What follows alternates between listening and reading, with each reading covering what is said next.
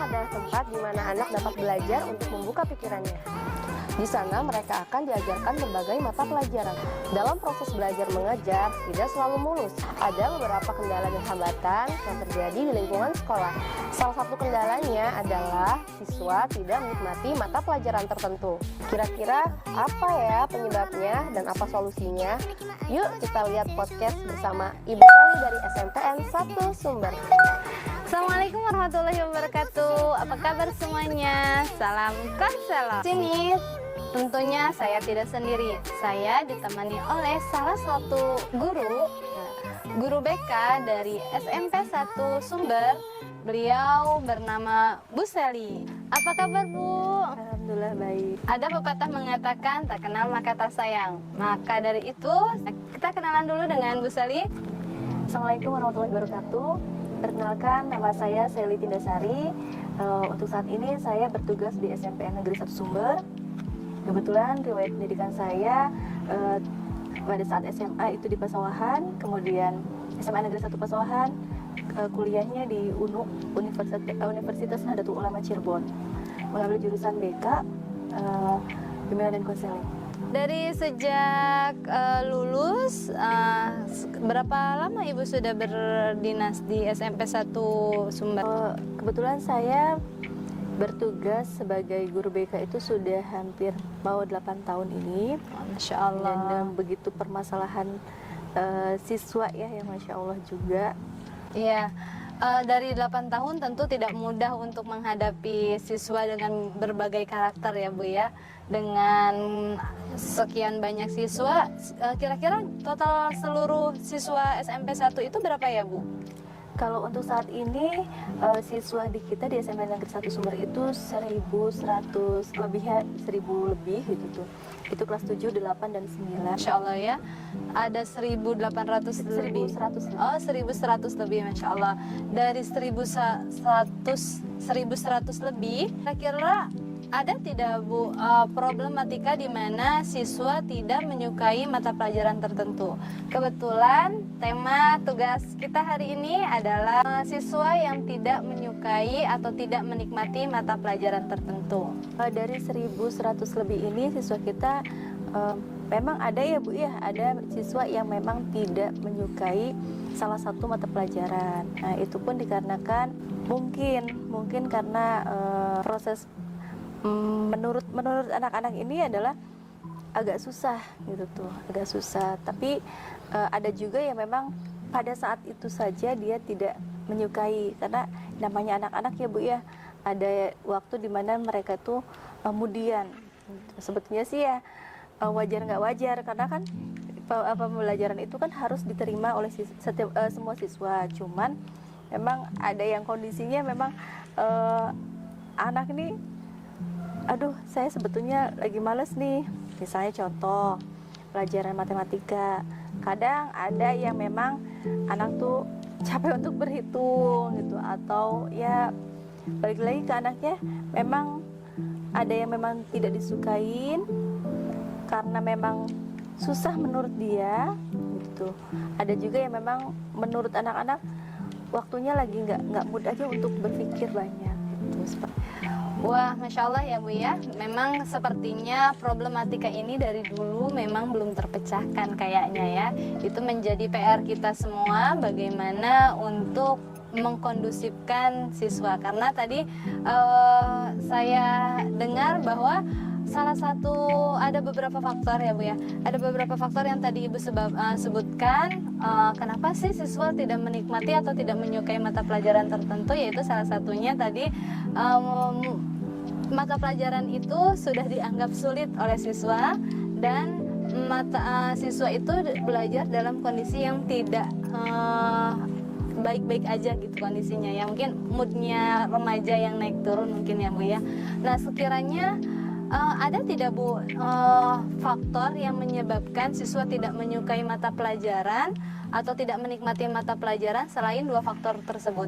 Ya betul Ibu, selain yang dua itu ada lagi, yaitu mungkin ini ya Bu ya, anak tidak menikmati pelajaran tertentu itu, atau yang kata-kata tidak disukai itu karena jam dianya lelah, waktu dia sudah lelah gitu tuh, di jam-jam pelajaran di mana waktu dia sudah terkuras habis dengan pelajaran-pelajaran sebelumnya, atau memang di waktu yang memang dia sudah ini kembali lagi karena mudiknya anak ini kan masa dari transisi ya Bu ya, dari anak-anak ke remaja, jadi ya Masya Allah ya, perasaannya kemudian cara penerimaan mereka mendapatkan pelajaran tuh memang butuh ekstra sekali gitu tuh. Tidak semua anak bisa dengan mudah gitu, apalagi di waktu jam-jam yang memang melelahkan menurut mereka. Jadi memang sangat berpengaruh ya Bu ya, kondisi mood seseorang atau mungkin jam belajarnya di jam-jam apa, barangkali biasanya kayaknya jam yang terakhir ya, yang anak-anak sulit untuk konsentrasi mungkin ya Bu. Kalau dipresentasikan ya Bu, sekiranya dari sekian banyak siswa di SMP 1, berapa persennya sih anak-anak yang punya problematika tidak menyukai mata pelajaran tertentu? Kalau dipersenkan itu kurang lebih hanya 5%-an lah gitu tuh, dari sekian 1.000 anak ini gitu, karena kan memang kondisinya mereka yang memang mungkin belum siap, apalagi di jam-jam waktu yang memang menurut mereka itu sangat lelah Sudah sekali, melelahkan gitu. dari pagi belajar ya. Karena kan fokus konsentrasi setiap orang itu kan hanya terbatas ya Bu ya, Terbatas, apalagi betul kan sekali. anak-anak gitu terkuras habis, jadi sehingga tidak terlalu fokus untuk belajar, tidak terlalu menerima pembelajarannya, tuh proses pembelajarannya agak kurang gitu. Iya betul. Apalagi di jam siang waktunya Iya. lapar dan mengantuk ya Bu. Waktu-waktu jam-jam yang memang riskan ya Riskan. menurut saya, terus menurut anak-anak juga sangat riskan karena capek, lelah, ngantuk, belum lagi lapar gitu, karena terkuras habis ini berpikir gitu tuh. Jadi memang problematika anak-anak itu ya ada pada dirinya sendiri ya. Iya. Tadi dijelaskan bahwa seharusnya hal itu tidak terjadi ya kan Bu. Seharusnya hal itu tidak terjadi. Kira-kira bagaimana agar hal itu tidak terjadi, dan kira-kira apa sih yang harus kita lakukan sebagai guru BK ketika anak-anak kita mengalami problematika hal tersebut? Iya, sebelumnya biasanya kita kan anak-anak tersebut itu mereka merasakan tidak suka atau tidak nyaman dengan pelajaran itu kan karena faktor-faktor yang tadi ya Bu ya.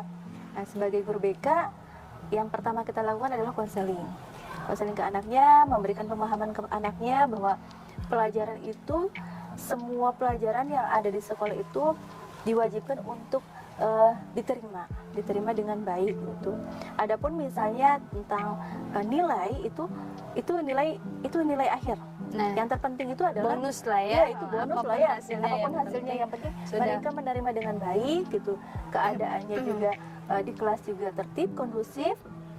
Kemudian kita juga kasih tahu untuk jam waktu untuk istirahatnya, karena anak itu di sekolah kami itu belajarnya dengan sangat menarik, sangat inovatif, kemudian juga sangat menarik siswa lah sebetulnya. Hanya saja mungkin karena siswa ini kan sering bermain dengan teman-temannya, kemudian jam waktu untuk istirahatnya kurang, sehingga ketika di sekolah terkadang sudah lelah duluan gitu tuh.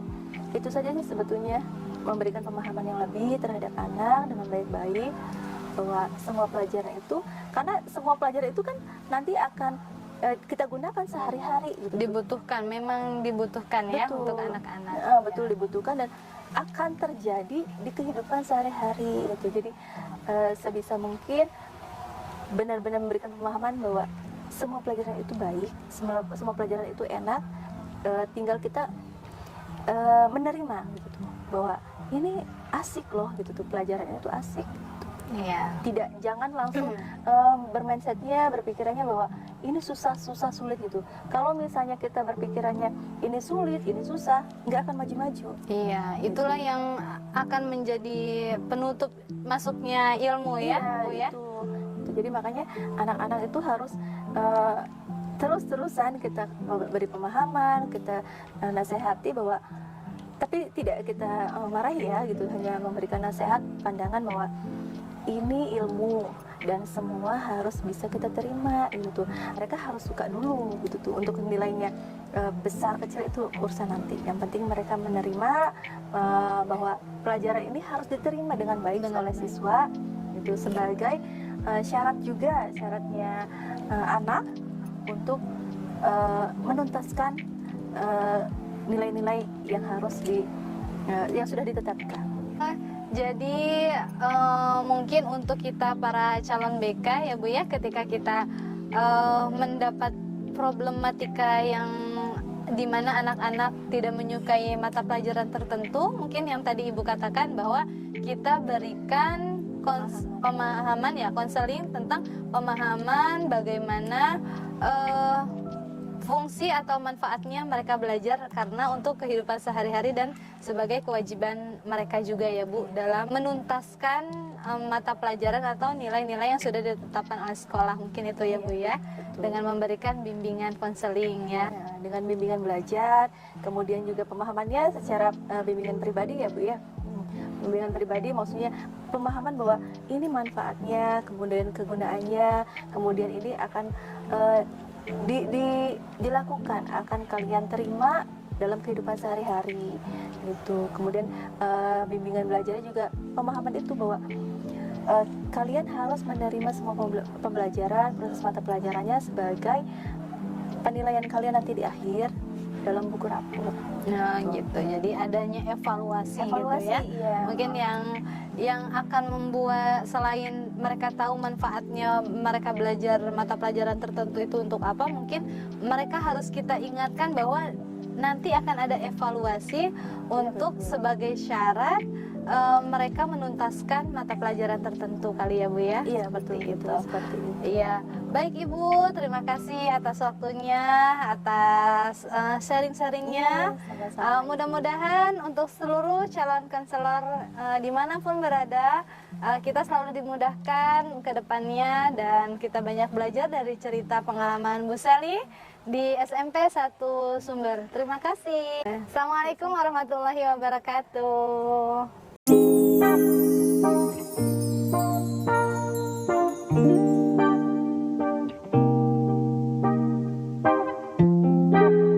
Wah, seru sekali ya podcastnya. Banyak pelajaran yang bisa kita ambil sebagai guru BK. Nah, ternyata peran guru BK itu sangat penting loh di sekolah. Ada nih ucapan dari Kepala Dinas Pendidikan Kabupaten Cirebon untuk para guru BK. Bismillahirrahmanirrahim. Assalamualaikum warahmatullahi wabarakatuh. Saya Ronianto, Kepala Dinas Pendidikan Kabupaten Cirebon. Guru BK mempunyai peranan penting dalam rangka mencerdaskan siswa, karena guru BK bukan hanya menangani persoalan-persoalan siswa yang nakal, tetapi juga tugas guru BK adalah membimbing siswa untuk bisa meniti karir maupun meniti pendidikan di kemudian hari. Sehingga peran guru BK dalam kegiatan di sekolah sangatlah urgent di setiap satuan pendidikan. Namun demikian, pada saat ini jumlah guru BK yang ada di Kabupaten Cirebon masih cukup sedikit dan memprihatinkan, karena masih ada mungkin sekitar 75% kekurangan guru BK di Kabupaten Cirebon. Informasi yang ada masih belum bisa mencukupi kebutuhan itu, sehingga kami berharap perguruan tinggi untuk bisa mencetak lulusan-lulusan BK. Kepada Institut Agama Islam BBC, kami berharap bisa mencetak lulusan-lulusan BK yang profesional dan betul-betul mampu untuk membimbing siswa-siswa kita agar lebih baik lagi dalam meniti pendidikan di satuan pendidikan. Terima kasih. Billahi taufiq wal hidayah. Assalamualaikum warahmatullahi wabarakatuh.